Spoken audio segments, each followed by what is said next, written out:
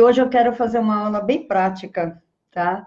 Eu sei que vocês precisam desse apoio, precisam desse conhecimento, me pedem muito para que eu fale sobre essas coisas. Então, hoje eu vou falar sobre como dirigir, tá bom? Nós vamos falar sobre técnicas de direção, por exemplo, troca de marcha, vamos falar sobre a embreagem também, coisas bem pontuais, tá? Bem práticas mesmo. Talvez eu nunca tenha feito uma live nesse estilo, com tanta objetividade. Então, primeira coisa, eu vou falar para vocês, são os 5 passos que eu vou ensinar para vocês conseguirem dirigir de uma maneira bem tranquila, bem confiante, segura, tá? Da maneira mais simples que é possível se treinar, tá bom? Uma coisa que vocês têm que entender é por que é que vocês têm medo de dirigir. Na verdade, não é o medo de dirigir que vocês têm. Vocês têm medo de outras coisas. Vocês têm medo de errar, vocês têm medo de passar vergonha, vocês têm medo de ser criticada, vocês têm até medo do carro. Muita gente tem medo do carro. E por que tem medo do carro?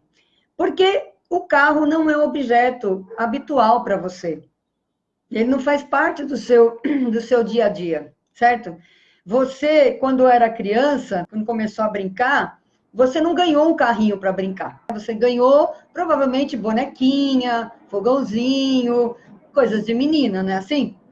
Então, obviamente, se você não brincava de carrinho, ele não faz parte da sua vida. Vocês ganharam brinquedos de meninas e foram educadas para serem donas de casa e mães.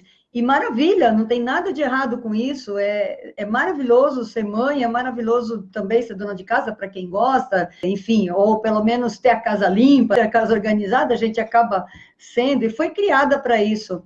Nós não fomos criadas para dirigir. Por quê? Porque se a gente fosse criado para dirigir, a gente também teria ganho um carrinho quando era pequena, para você ir se acostumando. Não é assim que acontece com os meninos? Os meninos ganham carrinho e bola, né? Também, aí eles são criados também para jogar futebol, enfim. Mas a maioria dos meninos. Mas eles ganham essencialmente carrinhos. E o carro, para mim, eu considero um arquétipo de poder, de liberdade, de autonomia. Então, veja bem, quem tem o arquétipo do poder é o que governa, é o que domina, é o que manda.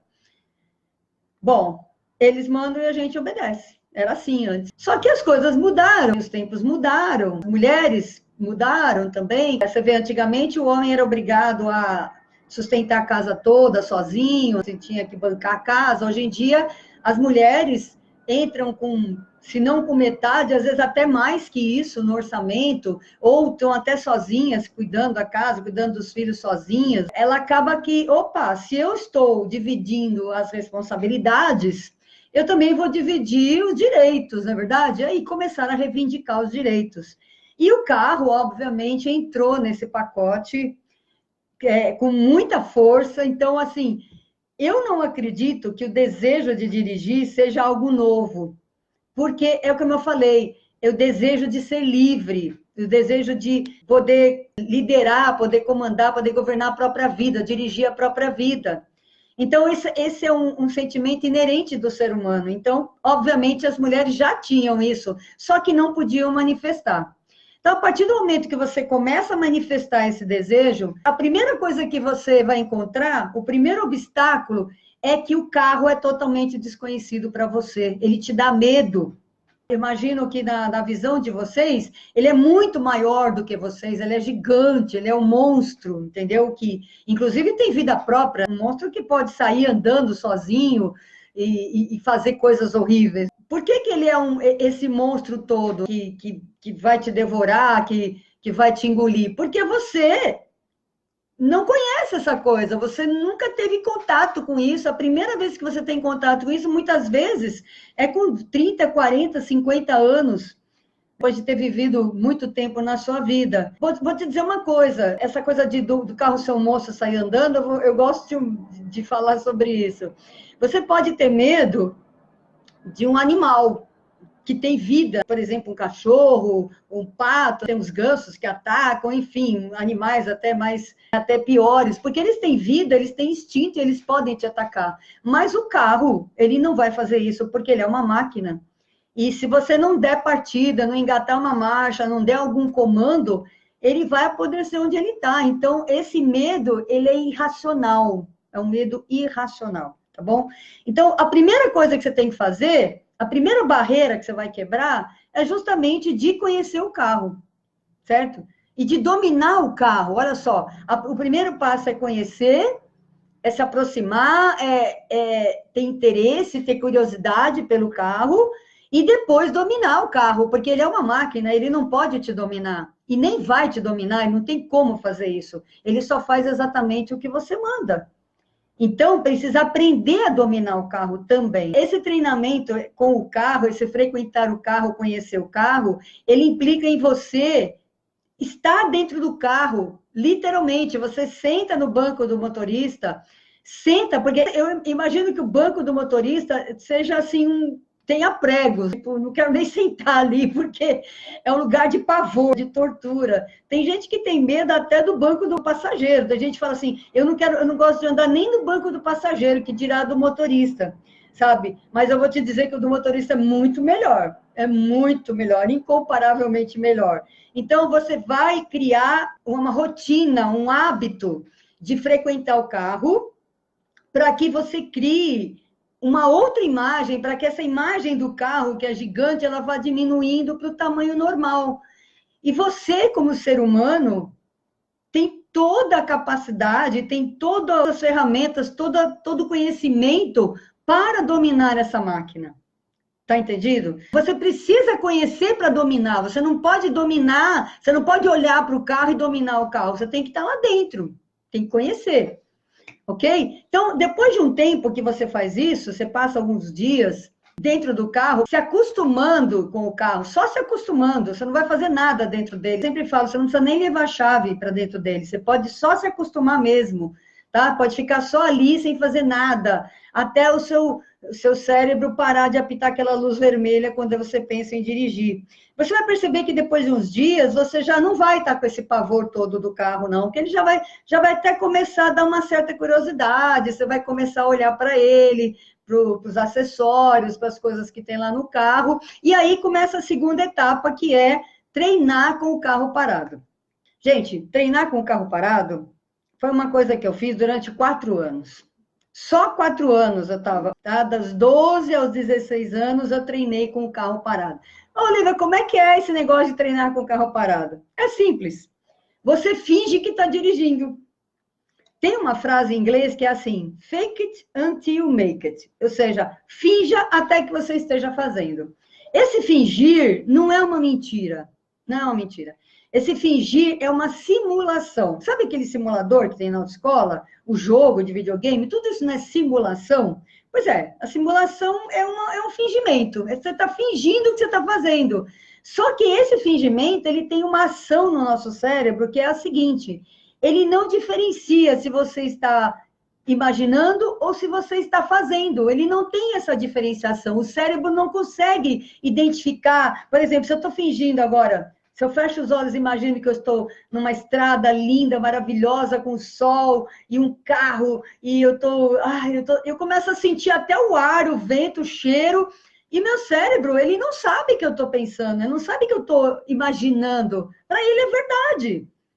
Então, fake it until you make it, ou seja, finge até que você seja, até que você consiga, é uma ferramenta para você conseguir dirigir.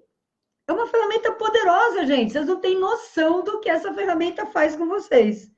Isso para qualquer coisa, tá? Qualquer coisa, não é só dirigir, não. Tem um experimento, foi feito um experimento para provar isso, e eu também, no curso, eu mostro uma técnica, uma experiência que prova que o que você consegue imaginar, você consegue fazer também. Foi feita uma experiência com alguns atletas, alguns jogadores, que mostrou que, colocando os eletrodos na cabeça assim deles, e eles imaginando que estavam jogando, eram as mesmas partes do cérebro que eram ativadas do que quando eles estavam realmente fazendo. Isso prova que o cérebro não diferencia. Treinar com o carro parado é tão eficiente quanto treinar com ele andando. Na verdade, eu diria que é mais eficiente ainda. Por quê?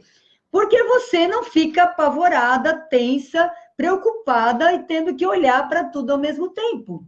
Você pode tranquilamente fingir, simular a direção, brincar que você está dirigindo, e você vai, com isso, aprendendo a dirigir. Então, por isso que eu treinando durante 4 anos, quando eu peguei no carro andando para andar com ele, eu já sabia dirigir. O que eu fazia? Eu via meu pai dirigir, eu via o motorista do ônibus dirigir, aí eu chegava em casa, meu pai tinha um carro aqui na garagem, que ele estava reformando, eu ia para o carro e ficava brincando lá, pedal, embreagem, solta a embreagem, aperta o acelerador, pisa no freio, troca a marcha, vira o volante. Naquela época nem dava para virar o volante, porque o volante era pesado que só, não dava nem para virar, mas enfim, eu fingia que estava virando.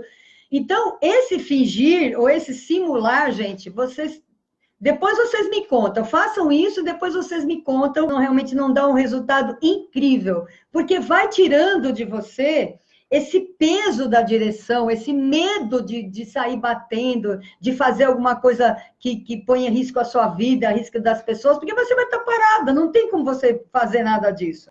Inclusive, essa brincadeira dá para fazer até sem ligar o carro. Por exemplo, você pode imaginar que você está dirigindo sem ligar o carro, não é verdade? Bom, aí você passou aí, digamos, mais uma semana fazendo isso. Então, uma semana de frequentar o carro, mais uma semana de treinar com o carro parado. Agora vamos para as marchas, tá? Eu vou me demorar um pouquinho mais nas marchas, porque eu sei que é uma dificuldade até maior. Geralmente, a maioria dos carros, pelo menos, se não tiver gasto também, eles têm o desenho das marchas no próprio câmbio. Na bolinha lá da alavanca de câmbio, tem os números das marchas. Em geral, eu diria que 98% dos carros, eles são iguais nas marchas. Agora, tem uns que já tem sexta marcha, e a única marcha, na verdade, que é diferente, que varia, é a marcha ré, tá? A posição da marcha ré é a única que varia nos carros. As outras marchas são todas sempre no mesmo lugar. Então, você aprendeu a fazer num carro, vai aprender a fazer em todos, porque é sempre igual.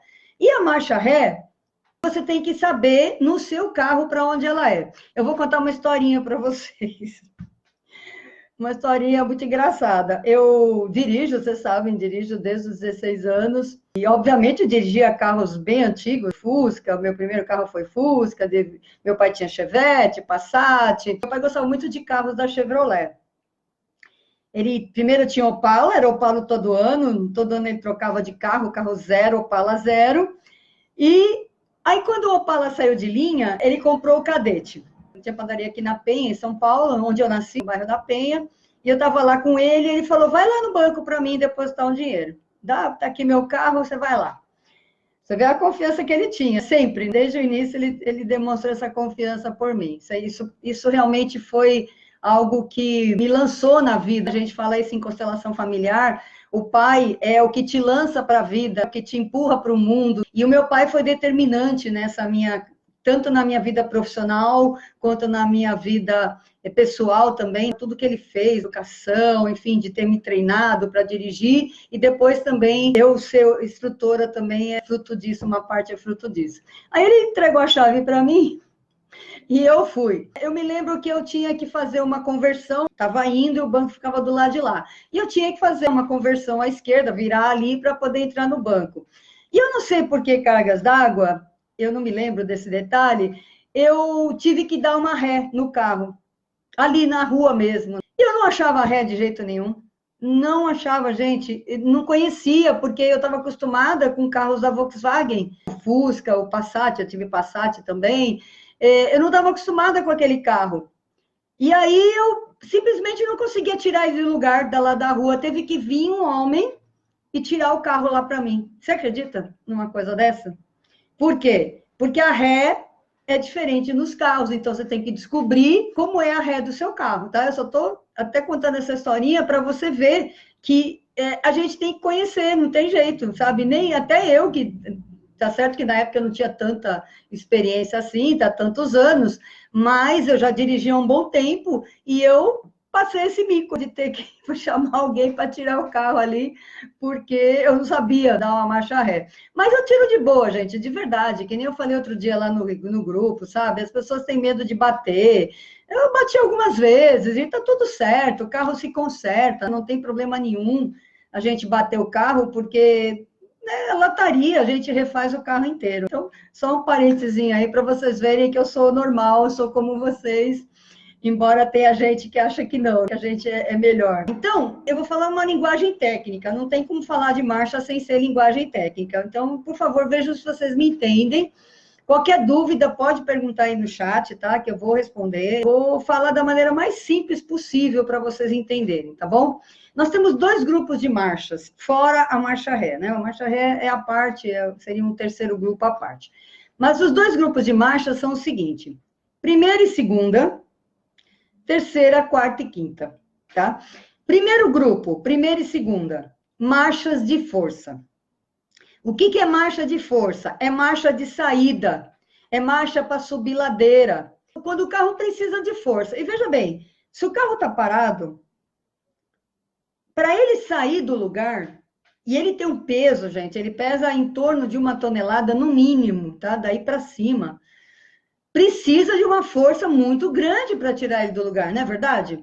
Precisa de força. Inclusive, depois eu vou falar do domínio da embreagem, eu vou falar de que precisa sair a embreagem devagar, tá? Porque é devido a isso também, ao fato dele precisar de um tempo para sair por causa do peso dele. Não só do peso, também por causa das forças, da gravidade que incide sobre ele, uma série de forças que incidem sobre o carro que fazem com que ele precise fazer força. E o que o motor faz? Ele faz exatamente isso, ele faz força para o carro andar, ele dá aquela potência para ele andar. E para o carro sair do lugar, isso quando está no plano ou na subida, tá? Descida é outra coisa, tá, gente? Descida, você sabe que para baixo todo santo ajuda, a gente não precisa fazer força para descer, não é verdade? Quando o carro vai sair, em geral, se ele está no plano, ele vai precisar da primeira marcha. Então, a primeira marcha é a mais forte de todas, é a marcha mais forte do carro, porém, ela é a mais lenta, tá? É aquela marcha de saída mesmo, é a marcha para tirar o carro do lugar, é a que faz mais força. A segunda, ela é uma marcha de força, mas menor do que a primeira, tá? Ou seja, você sai de primeira, acelera e logo em seguida vem a próxima marcha, que é a segunda. Dá para sair em segunda? Dá. Dá para sair em terceira? Dá. Em quarta eu nunca tentei, mas até a terceira eu tentei sair. Aliás, tentei não, eu fui obrigada uma vez a sair, a andar de terceira o tempo inteiro, porque travou o meu câmbio, ele só tinha a terceira. Então, tinha que andar de terceira, subindo, descendo, parando e tudo mais. Então, dá para fazer. Só que não é ideal. Pode fazer? Pode, mas não é ideal, tá? O ideal é que você saia de primeira, porque é a marcha que tem mais força. Mas não dá para você ficar andando de primeira, não dá para você correr de primeira. Em seguida, você vai perceber que a hora que você começa a acelerar, o carro começa a aumentar o barulho. É aí que você percebe a troca de marcha, sabe? É também na prática, com a sensibilidade, com o ouvido educado para ouvir o carro, porque eu acredito que quando você está muito tensa, quando você está muito nervosa, que está começando a dirigir, você nem ouve o barulho do carro. Eu tive alunas que não ouviam, ela falava, nossa, nem ouvi o barulho do carro. A pessoa fica tão travada, né, tão tensa, que ela não ouve o barulho do carro, ou tão atenta ao resto, às vezes no passar do tempo já não tão tensa, mas já muito atenta ao trânsito, pensando em outras coisas, que não ouve o barulho do carro. E o barulho do motor, ele é determinante para a troca de marchas também, entendeu? Então, não sei trocar marcha, não sei que hora que eu troco a marcha. Então, primeiro que você tem que decorar a posição da marcha, tá? Então, do lado esquerdo, na frente a primeira, atrás a segunda, no meio do câmbio, terceira e quarta, do lado direito, quinta marcha. A ré, nos Fiat, tá, gente? Levantando e para trás. Na Volkswagen, aperta e põe para frente, embaixo da primeira. Na Chevrolet, levanta e põe para frente, ou seja, em cima da primeira, você vê que cada um tem um lugar. E alguns carros só direita e para trás, tá? Então, tem basicamente 4 tipos de marcha, que eu estou lembrando agora. 4 tipos de posição de marcha da ré, tá bom? Então, você tem que saber que carro que é o seu e como é a ré. Você vai ver do seu desenhinho, ele faz um H, que é as marchas ímpares na frente e as pares atrás, né? Primeira, terceira, quinta na frente e segunda e quarta atrás. Então, você vai pegar o câmbio e vai ficar mudando a marcha com ele parado, com o carro parado. Primeira, segunda, terceira, quarta, quinta, aí volta quinta, quarta, terceira, quinta, segunda, quinta, primeira. Pode mudar da quinta para a primeira? Pode, com certeza, só com o carro parado, tá? Não dá para você mudar de quinta para primeira com o carro, por exemplo, você está em quinta marcha, você está a 60, 70 por hora. Se você for tentar colocar a primeira, é capaz do carro dar um pinote, porque ele vai reduzir drasticamente a velocidade. Você entendeu? Então, por exemplo, dá para a gente fazer essa redução de quinta para segunda, de quinta para terceira, mas primeiro, antes de fazer a redução, você tem que diminuir a velocidade, tá? Porque senão, o que vai acontecer? O próprio motor vai fazer essa redução e aí ele dá um tranco muito forte e assusta, porque ele reduz drasticamente a velocidade. Então, é importante que você treine com o carro parado, as marchas, decore a posição da marcha, e depois, quando você vai dirigir, aí você vai prestar atenção no barulho do motor, porque quando você acelera, o barulho cresce, tá? É por quê? Porque vai chegando no limite daquela marcha, na velocidade máxima daquela marcha, e aí ele precisa passar para a marcha seguinte. A ideia é que assim, que vá aumentando a velocidade, aumentando a marcha, aumentando a velocidade, para que o carro possa deslizar mais suavemente, porque você vai perceber que em primeira e segunda marcha, parece que o carro fica pregado no chão, ele fica colado no chão, ele fica mais pesado, sabe? A gente chama de marcha pesada, que é aquela marcha de força, marcha pesada. Então, você percebe que ele fica assim. Conforme você vai aumentando a velocidade, aumentando as marchas, o carro vai ficando mais leve. E aí, começa a dar um pouquinho de medo, justamente porque não dá a sensação de que é você que está no controle, né? Parece que o carro está descontrolado.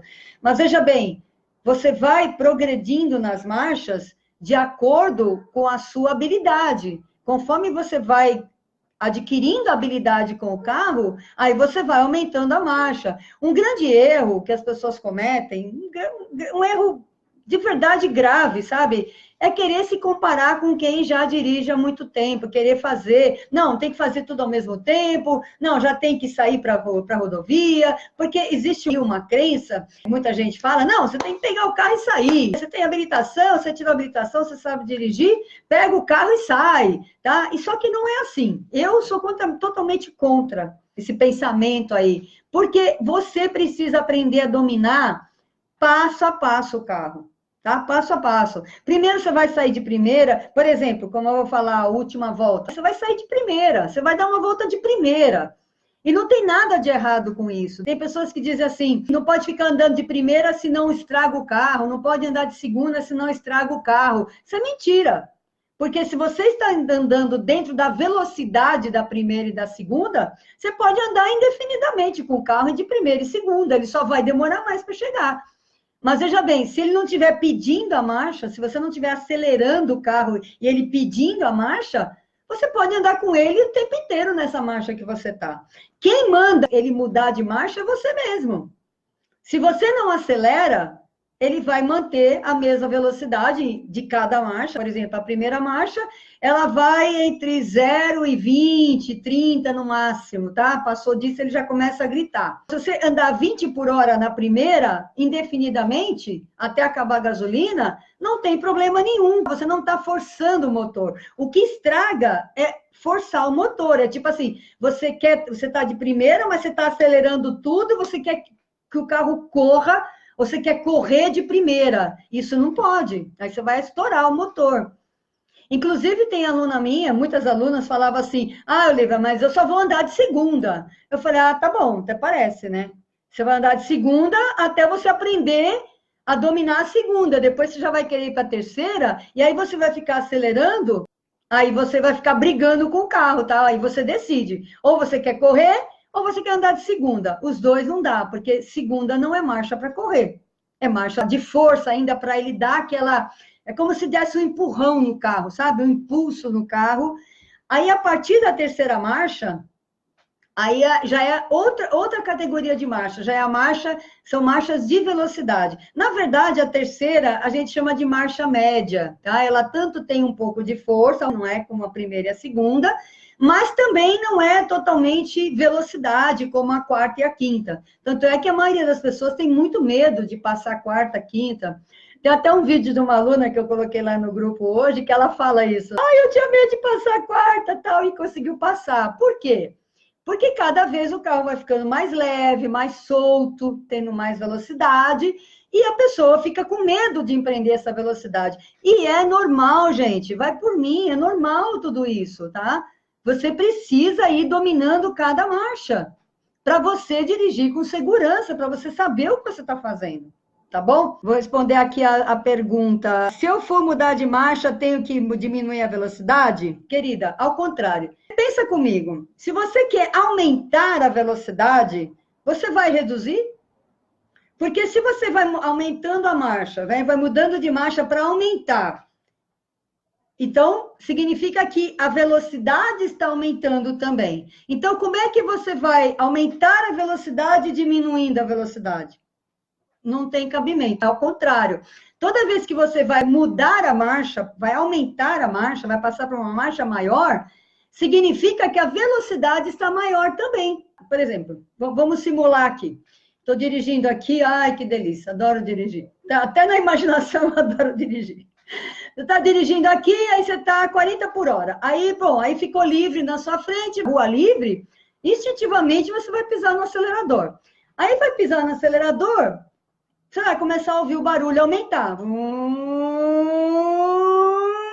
Se você não muda a marcha, é como se o carro estivesse gritando. Aí, aumentou a velocidade, aumentou o barulho, muda a marcha, certo? Ah, então quando é que a gente reduz a velocidade? Quando você vai reduzir a marcha. E quando é que reduz a marcha? Presta atenção agora, gente. Presta atenção, por favor. Que essa parte é a mais difícil de explicar. Digamos que você está vindo numa rua, em quarta marcha, por exemplo, a 60 por hora, e lá na frente, uns 300 metros, ou seja, 3 quarteirões, você já viu o semáforo. E você viu que o semáforo fechou, tá? Ele estava verde, passou para amarelo, aí a 300 metros o semáforo fechou. O que você vai fazer? Primeira coisa que você vai fazer, tirar o pé do acelerador. Primeira coisa. Você vai desacelerar o carro. Inclusive, eu digo que tem 3 tipos de freio no carro, tá? 3 tipos. Existe o acelerador, o freio do pé e o freio de mão, tá? Então, por que o acelerador é um freio? Porque quando você tira o pé do acelerador, ele desacelera, tá? Então, metaforicamente, tá, gente? Não é que ele é um freio, assim, mas ele funciona como um freio, porque a hora que você tira o pé do acelerador, ele começa a diminuir a velocidade, automaticamente, certo? Segunda coisa, você vai pisar, já começar a pisar, dar umas pisadas lá no freio, mas não afundar o pé no freio, vai dar umas pisadinhas no freio de leve, porque você está a 60, e vai diminuindo a velocidade. Só de você tirar o pé do acelerador, já vai começar a cair a velocidade. Quando você começar a dar umas pisadinhas de leve no freio, vai cair mais ainda, certo? Só um detalhe, gente, o freio, ele é alto e duro. É bem diferente da embreagem. Por exemplo, se você estiver treinando com o carro parado, lá na sua garagem, pisa na embreagem e no freio ao mesmo tempo para você sentir a diferença dos dois. É importante que você sinta a diferença. A embreagem, ela é mole e vai até o final. Você pisa de uma vez. O freio, você não pode pisar de uma vez, porque o carro dá uns trancos, entendeu? Então, você vai, conforme vai aumentando a velocidade, você vai dando aquelas pisadas. Mas, assim, dá um toquinho, para, até você pisar e ele parar de vez. Mas você não pode enfiar o pé no freio de uma vez, quando ele está correndo, porque ele vai ser tudo muito brusco, vai dar aqueles trancos que vai assustar, certo? Então, beleza, você vem vindo, já deu aquele estoquinho. Só que quando você chegou perto do semáforo, chegando no semáforo, o semáforo abriu. Aí você vai parar e pôr primeira? Não, não vai fazer isso. Você estava em quarta, você freou, diminuiu a velocidade. Digamos que está quase parando, mas não parou completamente. O que você vai fazer? Você vai reduzir de quarta para segunda. Certo? Ou seja, se ele não parou completamente, se ele estava quase parando, mas estava ali nos 20, 30 mais ou menos, a segunda consegue continuar fazendo o carro andar sem precisar parar e pôr primeira. Você vê como a redução é?